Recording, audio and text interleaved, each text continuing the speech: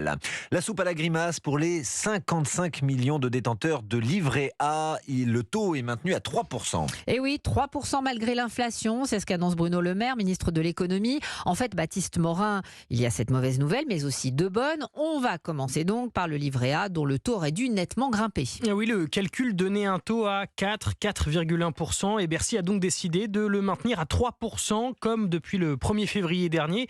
Et pour un livret A rempli au plafond, c'est-à-dire à 22 950 €, c'est une baisse de rendement sur un an de 250 €. Alors pourquoi ce choix de la Banque de France et de Bruno Le Maire ?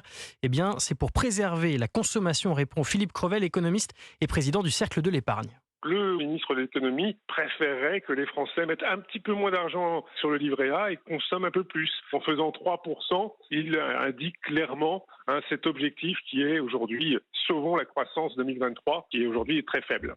Il y a un lot de consolation. Bruno Le Maire s'est engagé à ne plus réviser ce taux avant janvier 2025. Les 55 millions de détenteurs d'un livret A sont donc assurés de faire fructifier leur épargne à 3%, et ce, même si l'inflation vient à baisser, ce qui provoquerait une baisse du taux de rendement du livret A. Allez Baptiste, on va passer aux meilleures nouvelles données par le ministre de l'économie. Oui, la première, c'est que le livret d'épargne populaire, le LEP, passera à 6%. Il était jusque-là à 6,1%, mais le calcul pour cette épargne-là donnait un taux à 5,6%. C'est donc un geste du gouvernement. Et le plafond est aussi relevé.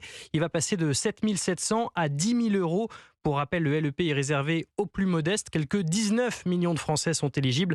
Pour l'heure, près de 10 millions seulement en ont ouvert un. Et puis, deuxième bonne nouvelle, elle concerne cette fois-ci le plan épargne logement. 12 millions de Français en possèdent un. Normalement, les fonds versés, ils sont bloqués pendant plusieurs années. Désormais, les Français pourront débloquer ces fonds-là à n'importe quel moment s'il s'agit de financer des travaux de rénovation énergétique. Baptiste Morin.